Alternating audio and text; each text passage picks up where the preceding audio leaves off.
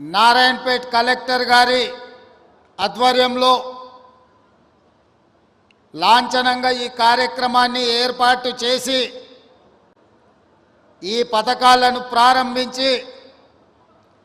ఈ కార్యక్రమంలో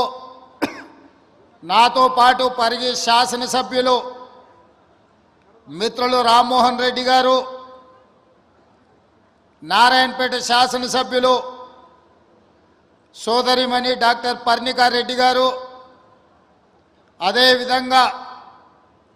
5 సార్లు కొడంగల్ శాసనసభ నియోజకవర్గానికి ప్రాతినిధ్యం వహించి ఇక్కడ ప్రజలలో చెరగని ముద్ర వేసిన పోలీస్ హౌసింగ్ కార్పొరేషన్ చైర్మన్ పెద్దలు గురునాథ్ రెడ్డి గారు, అదేవిధంగా విష్ణువర్ధన్ రెడ్డి గారు, అదేవిధంగా చీఫ్ సెక్రటరీ శాంతకుమారి గారు, అదేవిధంగా హౌసింగ్ శాఖకు సంబంధించిన అధికారులు, వివిధ శాఖలకు సంబంధించిన ఉన్నతాధికారులు, కొడంగల్ శాసనసభ నియోజకవర్గ స్థాయి అదేవిధంగా జిల్లా స్థాయి అధికారులు, అదేవిధంగా పార్టీ నాయకులు, వివిధ హోదాలలో ఉన్న నియోజకవర్గ ప్రజలందరూ, ముఖ్యంగా ఈనాడు చంద్రవంచ గ్రామ ప్రజలందరూ నిన్న సాయంత్రం 4-5 గంటలకి కార్యక్రమం ఉందని మీకు తెలియజేస్తే ఈరోజు మధ్యాహ్నం వరకే ఇంత పెద్ద ఎత్తున ఏర్పాట్లు చేసి ఈరోజు రాష్ట్రం మొత్తానికి చంద్రవంచ గ్రామం కొడంగల్ శాసనసభ నియోజకవర్గం నుంచి ఈ అద్భుతమైన 4 సంక్షేమ కార్యక్రమాలను ప్రారంభించినందుకు ఈ కార్యక్రమానికి విచ్చేసిన ప్రతి ఒక్కరికి మనస్ఫూర్తిగా ధన్యవాదాలు తెలియజేస్తున్న మిత్రులారా, మీకందరికీ తెలుసు స్వతంత్రం వచ్చిన నాటి నుంచి 2023 వరకు మన కొడంగల్ శాసనసభ నియోజకవర్గానికి ఎవరు అధికారంలో ఉన్నా, ఎవరు ఏ హోదాలో ఉన్నా మన నియోజకవర్గానికి జరగాల్సినంత న్యాయం జరగలేదు.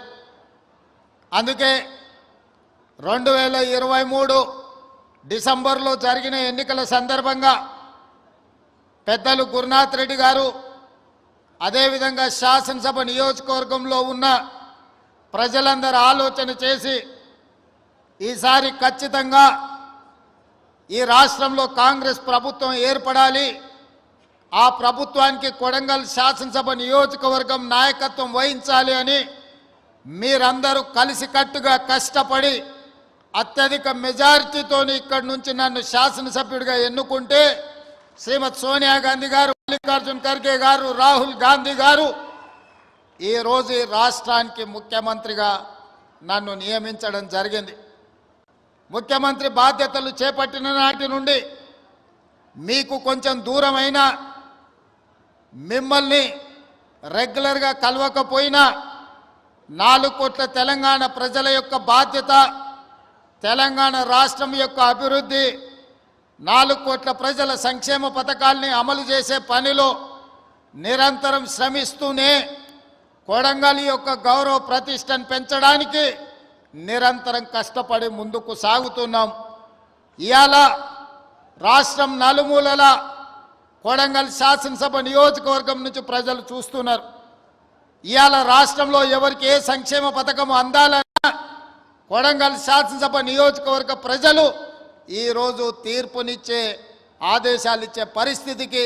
ఇవాళ కొడంగల్ శాసనసభ నియోజకవర్గం చేరుకున్నదంటే ఇది మన అందరికీ గౌరవం. ఇవాళ ఈ వేదిక మీద ఉన్న ప్రతి ఒక్క నాయకుడు, ప్రతి ఒక్కరూ వారే ఎన్నికల్లో నిలబడ్డట్టుగా, వాళ్ళే ఈ శాసనసభ నియోజకవర్గానికి ఎమ్మెల్యేలు అయినట్టుగా, వాళ్ళే ఈ తెలంగాణ రాష్ట్రానికి ముఖ్యమంత్రులు అయ్యి ఈ రాష్ట్రాన్ని పాలిస్తే ఎంత పట్టుదలతో పనిచేస్తారో ఇవాళ ఇక్కడికి వచ్చిన ప్రతి కార్యకర్త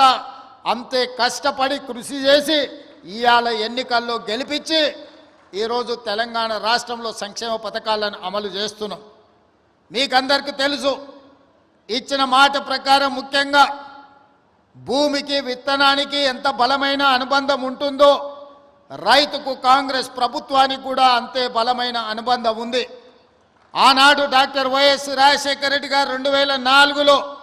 గురునాథ్ రెడ్డి గారు పెద్దలు ఎమ్మెల్యేగా ఉన్నప్పుడు రైతులకు ఉచిత కరెంట్ ఇస్తాం వ్యవసాయానికి అని చెప్పి మొట్టమొదటి సంతకంతో ఎల్బీ స్టేడియంలో రైతులకు ఆనాడు 9 గంటల ఉచిత కరెంట్ ఇవ్వడమే కాకుండా 1200 కోట్ల రూపాయలు రైతుల మీద ఉన్న విద్యుత్ బకాయిలను అదేవిధంగా వందలాది కేసులను ఒక్కటే కలంపోటుతో ఆనాడు కాంగ్రెస్ ప్రభుత్వం ఆ కేసులను రద్దు చేసింది, రైతులకు ఉచిత కరెంట్ ఇచ్చింది. ఇదే కాదు, డాక్టర్ మన్మోహన్ సింగ్ గారు, సోనియా గాంధీ గారు 72,000 కోట్ల రూపాయలు దేశంలో ఉండే రైతాంగాలకు ఒకే ఒక్క కలం పోటుతో రైతు రుణమాఫీ చేసి 72,000 కోట్ల రూపాయలు రైతుల ఖాతాలో ఆనాడు రైతు రుణమాఫీ చేసి ఇందిరమ్మ రాజ్యం అంటే రైతు రాజ్యమని, వ్యవసాయం అంటే దండుగ కాదు, వ్యవసాయం అంటే పండుగ అని ఆనాడు నిరూపించడం జరిగింది. అదే కాదు, రైతులు పండించిన పంటకు గిట్టుబాటు ధర ఇచ్చుకుంటూ రైతు సంక్షేమానికి అన్ని రకాలుగా సహకరిస్తూ వ్యవసాయాన్ని ఒక పండుగగా ఆనాటి ప్రభుత్వం చేసింది. అందుకే అది వారసత్వంగా తీసుకొని బాధ్యతగా భావించి మొన్న జరిగిన ఎన్నికల్లో కూడా మన పార్టీ, మన ప్రభుత్వం రైతులకు 2 లక్షల రూపాయల రుణమాఫీ చేస్తామని చెప్పి 15 ఆగస్టు నాడు ఏ విధంగా అయితే దేశానికి స్వాతంత్రం వచ్చిందో రైతులకు కూడా రుణాల నుంచి విముక్తి కలిగించి స్వేచ్ఛను ప్రసాదించి 25,50,000 మంది రైతాంగానికి 21,000 కోట్ల రూపాయలు ఈ రాష్ట్రంలో రైతు రుణమాఫీ చేసిన ప్రభుత్వం ఏదైనా ఉన్నదంటే అది ఇందిరమ్మ రాజ్యం, ప్రజా ప్రభుత్వం. అందుకే ఈరోజు ధైర్యంగా మనం రైతుల దగ్గరికి వెళ్ళగలుగుతాం.